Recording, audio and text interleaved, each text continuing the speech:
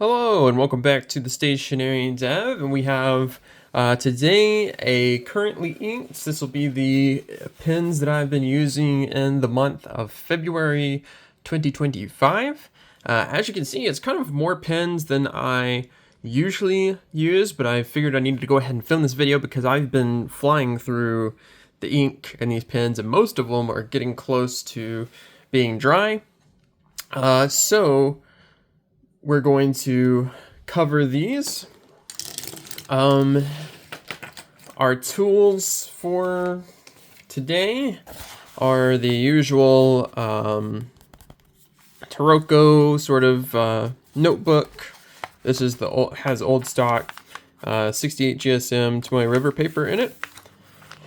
And today I figured we would go ahead and use this. This is the Dominant Industries ink muddler, which kind of doubles as kind of like a Q-tip, and then also a dip nib if you need it. And I've been kind of testing it, playing around with it. This is the first time I've used it in a currently inked video, so we'll see how it does. But I've been really impressed with it. I liked it so far, so we're gonna give it a go. Let's see. First pen up that we're going to look at, well, let me use it to write the title and then we'll talk about the pen. So we have our currently inked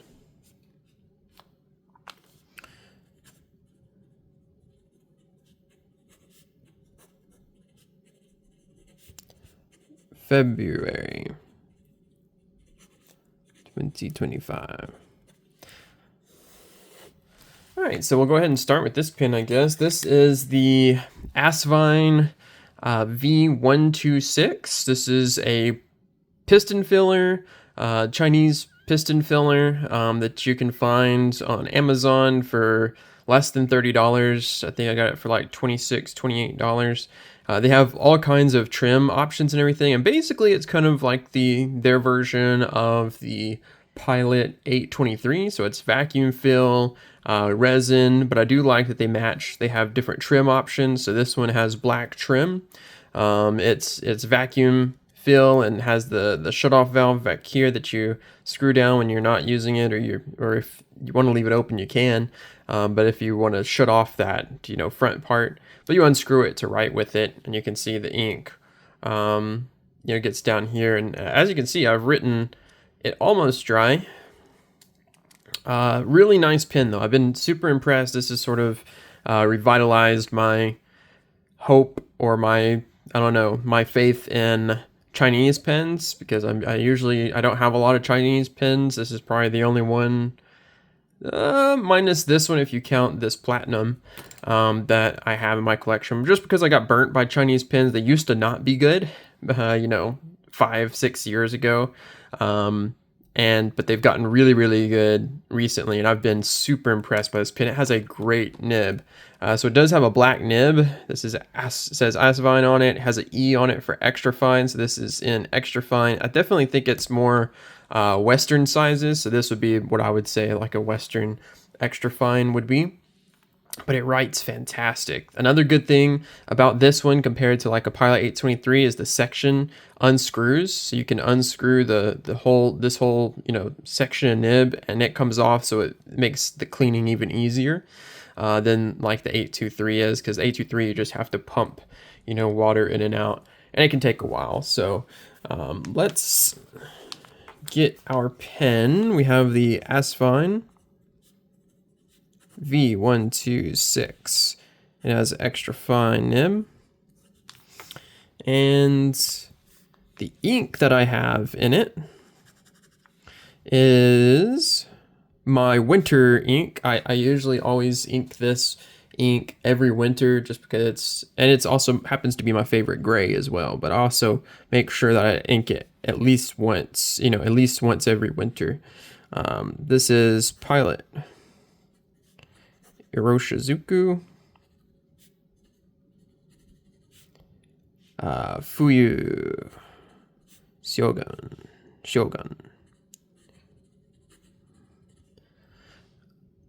All right, and we'll do just a little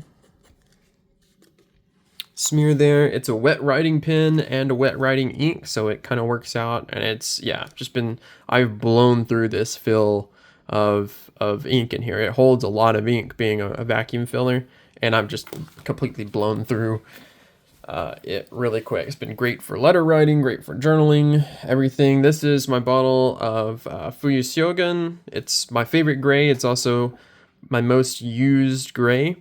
And yeah, I really love it. It's a really cool toned gray. It's perfect for the winter, but also perfect for any time of year. It's really readable. It's kind of got that kind of pencil almost look. We'll see how it does with the ink muddler here. I'll give it a go. But this is the attempt to save the Q-tips. We're just going to give it one of those. And then maybe do a second pass down there. I like that. And just dip it in some water. Touch it on a paper towel. And it's good to go. So really impressed with the ink muddler. Now, if this bottle is low, it might be kind of hard to get it down there, but actually not too bad. So that's Iroshizuku ink is hard to go wrong with. I've used a lot of this one, or a good amount of this one. As far as grays go, I don't use gray inks that much, but when I do, it's Fuyu-Syogun pretty much. Although I've come around to Scribo Grigio.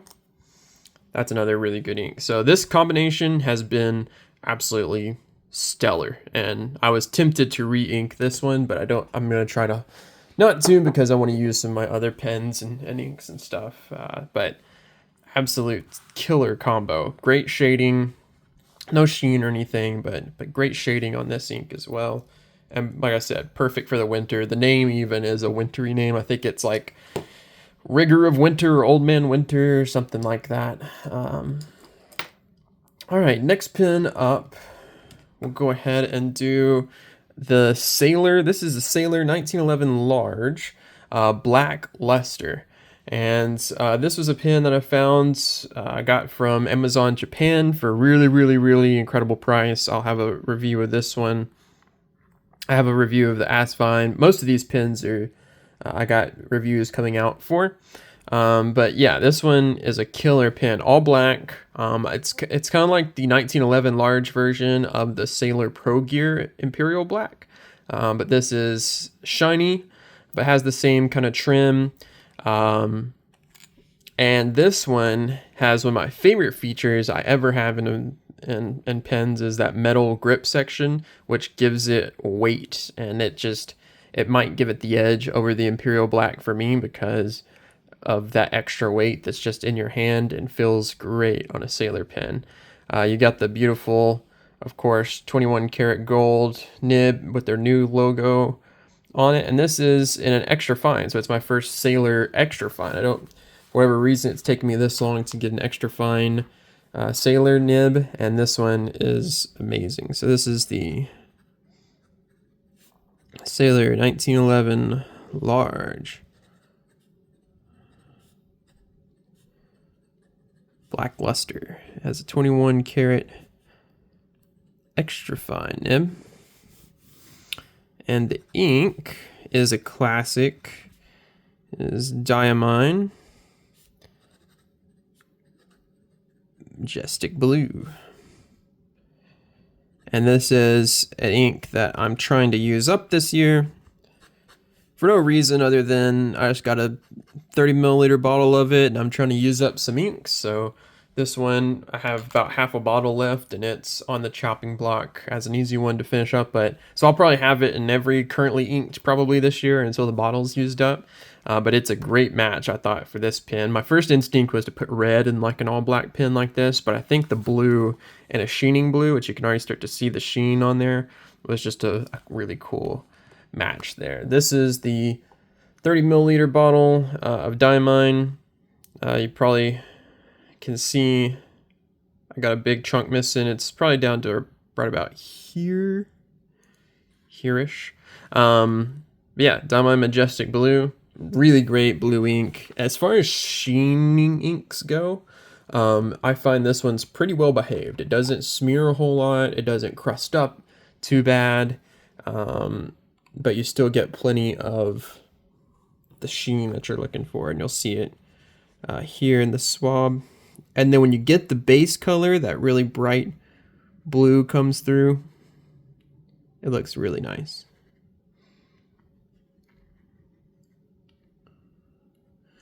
Okay.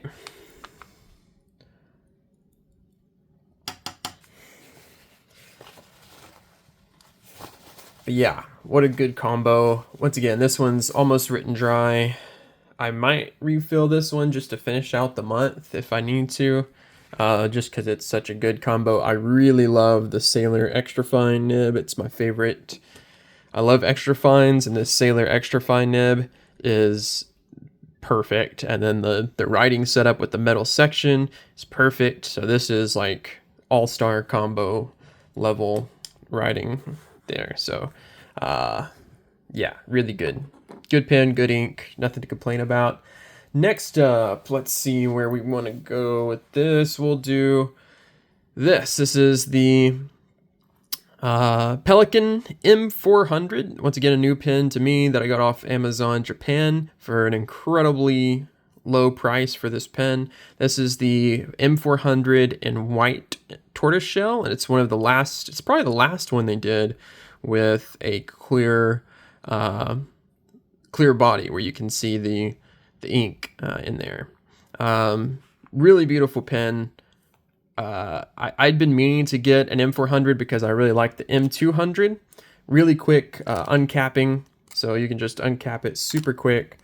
No screwing it forever. But I've been meaning to get an M400 because I like the M200 and I wanted to try the nib. The only downside is it only came in a fine for the price that I wanted, or the price that I found. Couldn't get an extra fine, but this fine, it's very juicy. It's definitely on the medium side, but it writes so good. It writes like a felt tip marker, and it just feels good. It's absolutely, I think Pelikan along with Sailor have some of the best looking nibs, in my opinion. Just beautiful nibs, beautiful pen, and like you can see there, my ink is almost out. This whole thing was full, so it's time to do this video. This is the Pelikan. Very wet writer. Very smooth, but yeah, like writing with a felt tip. Felt tip marker, felt tip pen is probably the best way to describe a Pelikan pen. This is a 14 karat gold fine, so I think the M400 and the M600 is 14 karat, and then once you get to the 800 and the 1000, I think those are 18 karat gold nibs, but might need to check on that one. The ink on this one is a new ink to me. This is Sailor. I guess I'll try to put the whole name. Sailor Tea Time Afternoon Tea. So they've been doing a tea series, and this is one of those. Very, very wet combo. As you can see, that blue is from the Majestic blue up there, but you can see super duper wet fire hose like combo, so it's no wonder I'm going through this ink super fast. And as you can see, it definitely writes on the medium side. Like there's the Sailor Extra Fine, Asvine Extra Fine, and then Pelikan Fine, which writes like I would think a medium probably should write, but that's me. This is the little bottle of afternoon tea. They come in these little 20 milliliter bottles. I got this from Amazon Japan as well. For a good, along with this pen, I think, in the same order as that pen. And it's the perfect color of like an English breakfast tea before you add like milk or anything crazy to the tea. I find it's that perfect like orange tea color. And it's been a fantastic ink and a good combo, I think, with this pen.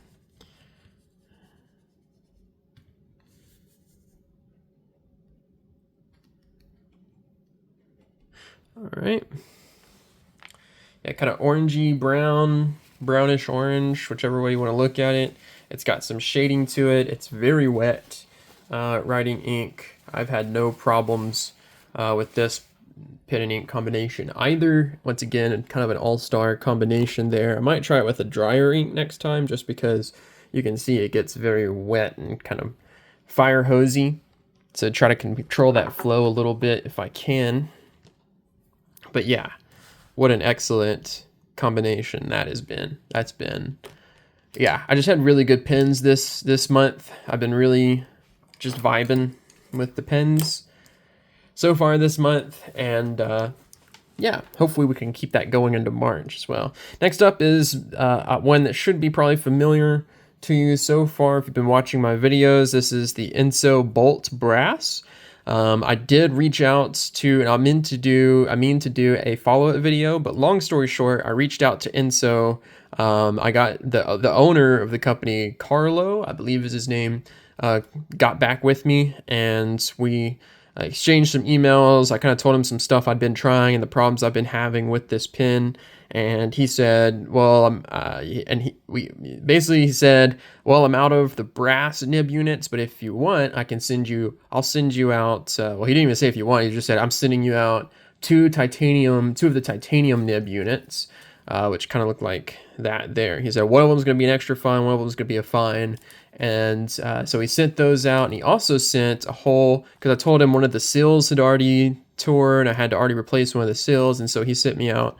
This was a surprise. He didn't even tell me he was sending this, but I've got like a pack of 10 of the seals now, so I'm set. And yeah, as soon as I switched out the nib unit, I haven't had another problem from this pen at all. So I don't know. I still have to do a little bit more testing with some other ink combinations.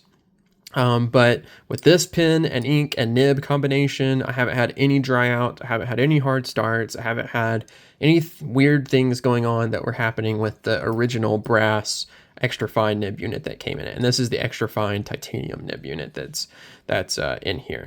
It's still a steel nib, but the actual like machining part of the unit is made out of titanium. So there's that. So, but yeah, so this is, come around to something that I was trying to get or thinking about getting rid of, to something that I'm really enjoying. So Ensso Bolt Brass. This is with the extra fine steel nib. And the ink we have in here, you might be surprised because you'll see some sheen on this paper for sure. It's just a regular old Pilot Blue. I wanted to give it just the best chance at success that it could have. So I just put in regular old Pilot Blue, and it's been fantastic. It's been an awesome combination. Like I said, I've never had another problem out of it since I changed out the nib unit. So I guess there was something weird with that nib unit or that feed or something that was just off, and it's fixed now with the, and this one's almost written dry, so I wanted to make sure to include it before I cleaned it out or switched inks. So this is the Pilot Blue. This is the ink that actually came with my Pilot 823. This came with this giant bottle of 70 milliliter bottle of Pilot Blue. Really underrated ink, really great blue color. You'll see when we do the swatch here. So I guess I have two Pilot inks, but I don't use it enough. I need to use it more. But when I was looking at just like a basic ink that will just work in any pen pretty much, and I'll know if I know it's not an ink problem if the pen fails, Pilot Blue came to mind right away. So there we go. I find it a little bit more brighter, a little bit more vibrant than other basic blues are, and something like Waterman Serenity Blue or something like that usually is. But really good combination. Like I said, it's worked out, and I haven't had any other problems. So I'm going to try some other inks in that pen just to make sure. But promising results so far. Now the last two are kind of honorable mentions. This has been my core kind of pen lineup. The last two are kind of honorable mentions. So this one is one I've had inked for a couple months. This is my Esterbrook SJ. It's a vintage pen from the 40s. I got it originally with a firm fine, sort of their basic nib option. I upgraded that, or I changed that out to an extra fine, and I didn't really enjoy that one as much. And then I found a deal that I couldn't pass up. Somebody was just trying to get rid of a Esterbrook nib, and it was the slightly higher grade 9556. So they have a 2000 series, which is like their basic steel nibs, which are still good, but then they have this slightly better quality 9000 series that are iridium tipped and more like modern nibs. And this one is a fine nib. It writes wide for a fine nib, but it's also out of ink. So I'm just going to, you have to take my word for it that this is my favorite nib that I found in this pen. But I'll go ahead and swatch out the ink, because I filled it up with an ink that I don't use enough, which is Pelikan 4001 Blue Black. And I've just been blown away by this pen and ink combination. It's worked out so well, and I love this ink, and it's fantastic. So we're going to swap it, because I have been using it this month. In fact, I've used it so much it's already written out. So instead of refilling it, I'm going to let it have a break. We have the Esterbrook SJ 9556 fine, and the ink that I had it inked up with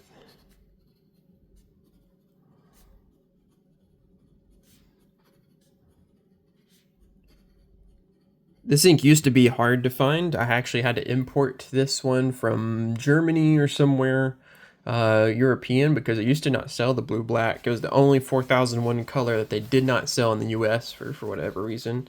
I don't know if it was because it was iron gall or what.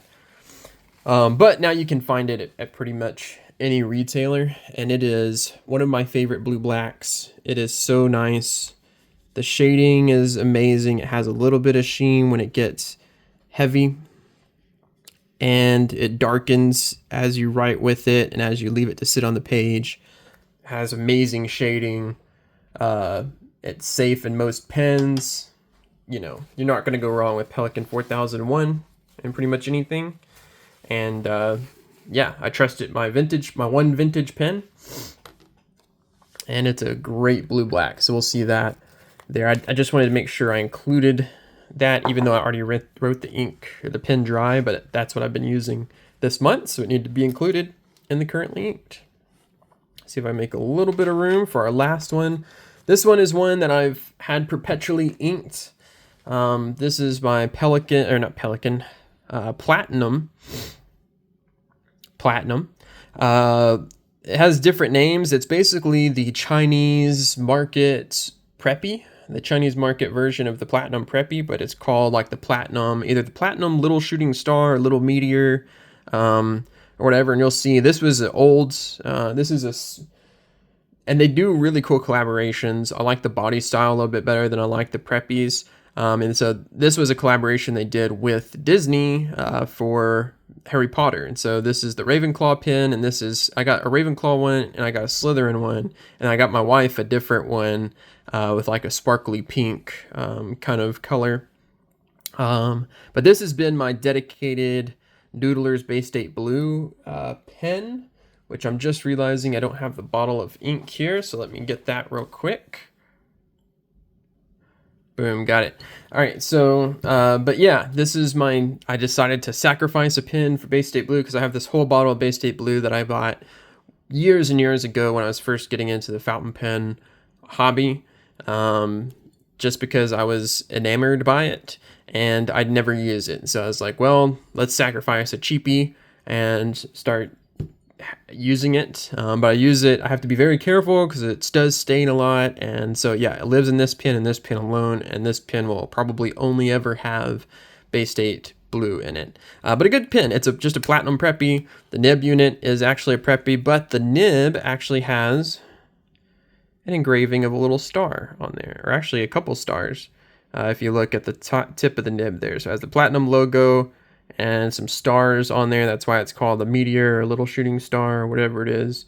And it's just a fine nib there, as you can see. But yeah, this is the exact same nib unit. The one thing I do like about this model is they do include a converter. It is a little cheap, sort of like push converter, but they include the converter. So it's cheaper than the Preppy. It comes in more colors and styles than the Preppy, and it includes a converter. So that's a win-win-win if you ask me. You can find these pretty much everywhere on like AliExpress or anywhere like that. So this is the platinum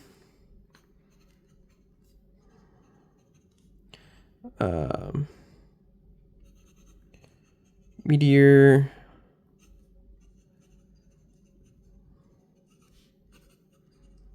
shooting star. This is a fine nib, and the ink is the terrifying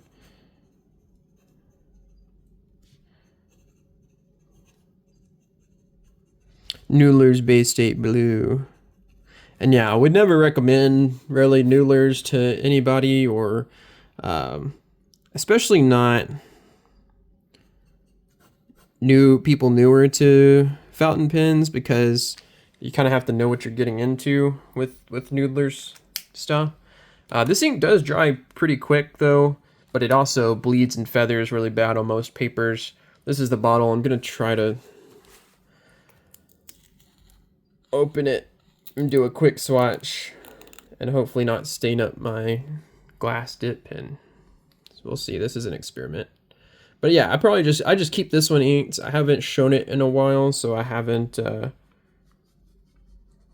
so I figured I'd go ahead and show it in this currently inked, because it is currently inked. It's always currently inked because it's just the perpetual Baystate Blue pen. But yeah, it just clings on, like even on the dip pen, it's trying to hold on to the glass. It's insane. But we got it all off. That's pretty good. It's a little bit left on the other side there, but we got it off. And you have to watch for these little crusties right here too, because they'll show up places as well. Yeah, terrifying ink. I don't break it out unless I absolutely have to. Well, the only time I do break it out is just to refill that platinum pen, and that's it. Then it goes back into a corner, far, far away. All right, let's get rid of these crusties from the Baystate Blue, and then we'll go over what we got so far and wrap it up. Yeah, so my fingers are gonna be blue for a while, and the crusties make their mark. Gotta make sure we try to get all that out. All right, so there is our currently inked pens and inks for the month of February.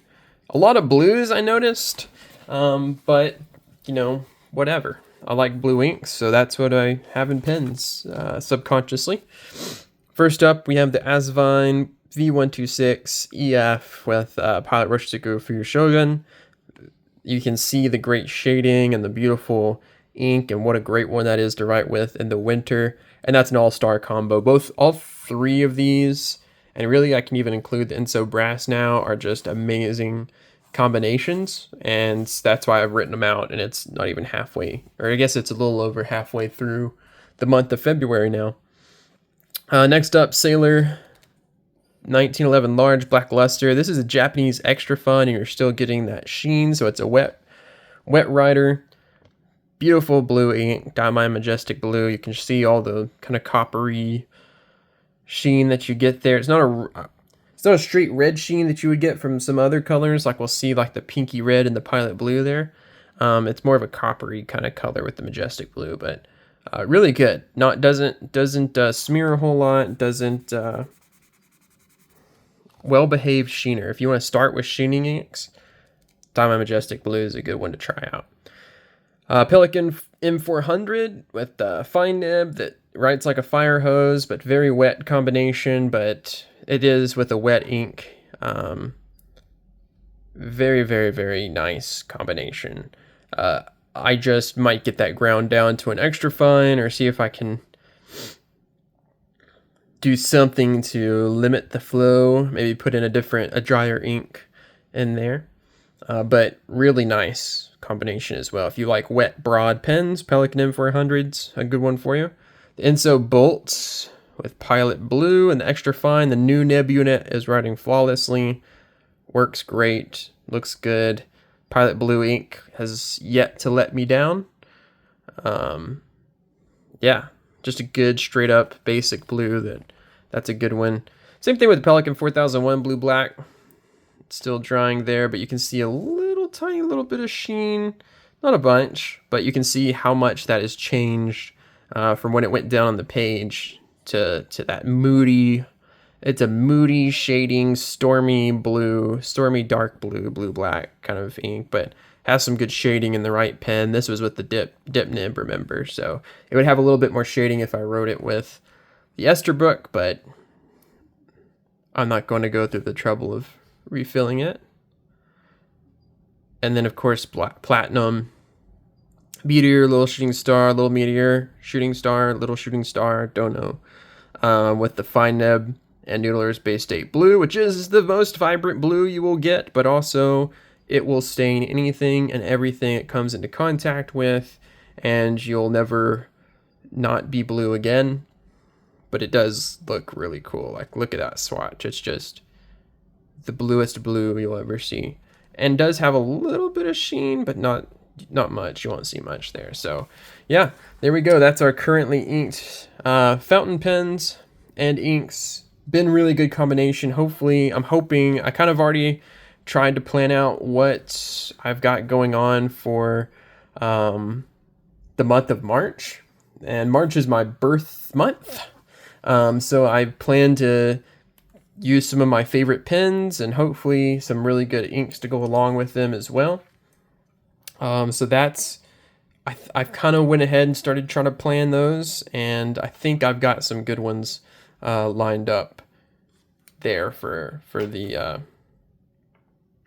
month of March. So hopefully we can have a repeat of hopefully we can have a repeat of just really good pens, really good inks. I fly through them, you know, and use up everything.